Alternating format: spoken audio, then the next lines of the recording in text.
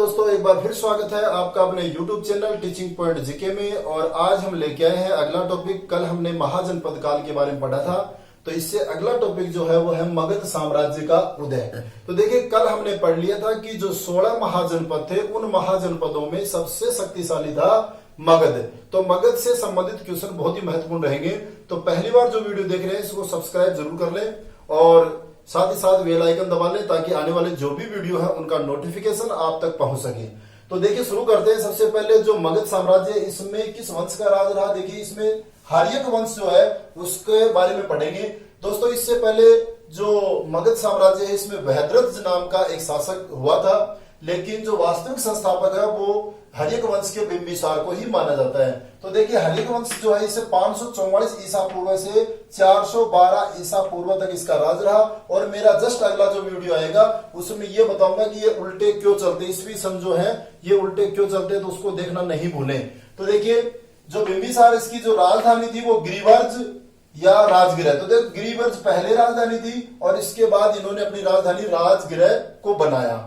और इसका जो कार्यकाल हो 544 से 492 ईसा पूर्व तक इसका कार्यकाल रहा। और देखिए, मगध का जो वास्तविक संस्थापक है वो बिंबिसार को माना जाता है, क्योंकि बिंबिसार ने ही इस साम्राज्य का विस्तार किया और इसको शक्तिशाली बनाया।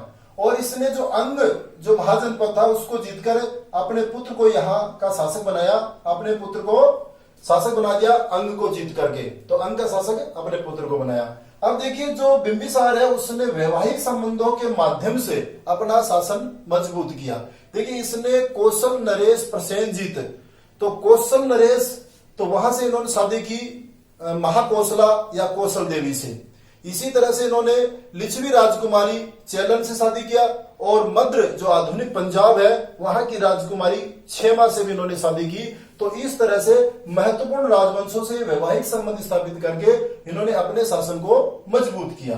अब देखिए, इसके पास एक राजवैद्य था जिसका नाम था जीवक। ये बहुत महत्वपूर्ण है कि राजवैद्य जीवक था जो उस समय का बहुत ही प्रतिष्ठित वैद्य था। और इन्होंने राजवैद्य जीवक को महात्मा बुद्ध की सेवा में भेजा। तो ये भी आपको याद रखना, महात्मा बुद्ध की सेवा में राजवैद्य जीवक को भेजा। इसके अलावा जो प्रद्योत थे वो पांडु रोग से ग्रसित थे, उनके भी इलाज के लिए और जो बिंबिसार ने जीवक को वहां भेजा। तो इस तरह से हम कह सकते हैं जीवक एक बहुत ही प्रसिद्ध उस समय के राजवैद्य थे। इसके बाद देखिए, इसका पुत्र हुआ अजातशत्रु और इनका जो कालखंड है वो है 492 ईसा पूर्व से 460 ईसा पूर्व तक का।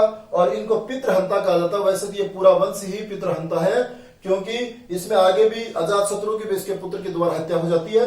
तो अजातशत्रु ने अपने पिता बिंबिसार की हत्या करके शासन हथियाया। तो देखिए, इसका उपनाम था कुणिक, ये याद रखिए, कुणिक के नाम से पूर्ण प्रसिद्ध था। तो उसका उत्तर होगा अजातशत्रु। इसके बाद देखिए, इसने वज्जी, जो कल हमने पढ़ा था वज्जी संघ, तो वज्जी और काशी को मगध में मिलाने का जो काम किया वो किसने किया? अजातशत्रु ने।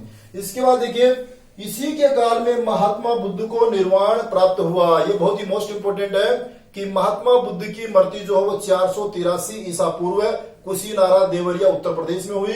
तो वो इन्हीं के काल में, यानी प्रश्न पूछा जा सकता है किसके काल में उस समय शासक कौन था मगध का? तो अजातशत्रु। अब देखिए, प्रथम बौद्ध संहिता, महात्मा बुद्ध की जो मृत्यु इसके बाद उसी सन में और पहली बौद्ध संहिता होती है, तो वो किसके काल में? अजातशत्रु के काल में होती है। आगे हम जब मौर्य वंश पढ़ेंगे तो उस समय ये भी बताऊंगा मैं। आगे देखिए, इसके बाद अगला जो शासक है वो है उदायन। तो उदायन जो है वो अजातशत्रु का पिता है। तो इसमें देखिए, इसका 460 से 445 ईसा पूर्व तक शासन रहता है।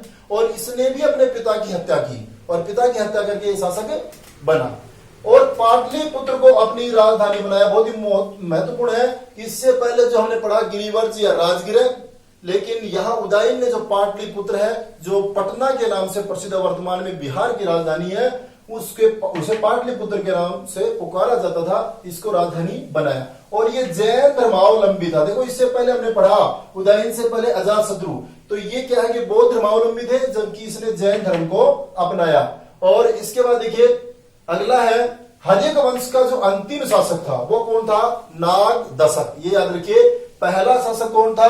बिंबिसार। और अंतिम शासक कौन हुआ? नागदशक। वैसे मैंने ये जो अंतिम और पहले शासक के रूप में भी एक वीडियो छोड़ रखा है, इसके बाद अगला देखो वंश आता है मगध पर शिशुनाग वंश, और इस शिशुनाग वंश का शासन काल रहता है 412 ईसा पूर्व से 344 ईसा पूर्व तक का काल रहता है। इसमें देखिए इसके संस्थापक कौन थे, यानी शिशुनाग है तो शिशुनाग ही इसका संस्थापक था, और इसका 412 से 394 ईसा पूर्व तक शासन रहता है। और इसने क्या है कि पाटलिपुत्र जो राजधानी थी उसके साथ साथ वैशाली, ये भी बिहार में है, वैशाली को भी राजधानी बनाया, यानी पाटलिपुत्र के अलावा वैशाली को राजधानी बनाया। और इसके बाद देखिए इसने अवंती और वत्स को अपने क्षेत्र में मिलाया, इस तरह से मगध जो है वो शक्तिशाली होता गया। तो अवंती और वत्स को अपने क्षेत्र में मिलाया। इसके बाद अगला जो शासक है वो है कालाशोक।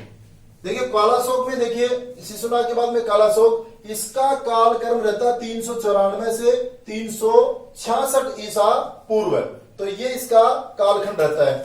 तो इसमें देखिए आप इसका उपनाम क्या था, वो था काकवर्ण। क्या था, काकवर्ण था। और इसमें देखो पुराण व दिव्यावधान के अनुसार इसका नाम काकवर्ण आता है।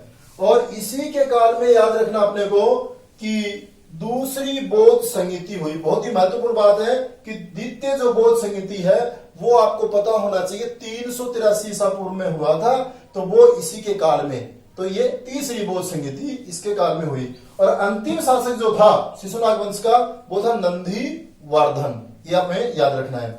इसके बाद देखिए नंदवंश, अगला शासन था नंदवंश। नंदवंश जो है 344 ईसा पूर्व से 323 ईसा पूर्व तक इसका शासन रहा, और इसके संस्थापक थे महापद्म नंद। तो याद रखना महापद्म नंद जो है इसके संस्थापक, और अंतिम शासक थे घनानंद। तो दोस्तों याद रखिए, और इसी घनानंद को चंद्रगुप्त मौर्य ने अपने गुरु और अपने प्रधानमंत्री कौटिल्य की सहायता से हरा करके और मौर्य वंश की नींव डाली थी। तो इस तरह से हमने मगध साम्राज्य को पढ़ा है। तो दोस्तों आपको अगर ये वीडियो पसंद आया तो इसे शेयर करें, लाइक करें और इसे सब्सक्राइब कर लें, और मिलते हैं अगले वीडियो में। तब तक के लिए जय हिंद, जय भारत।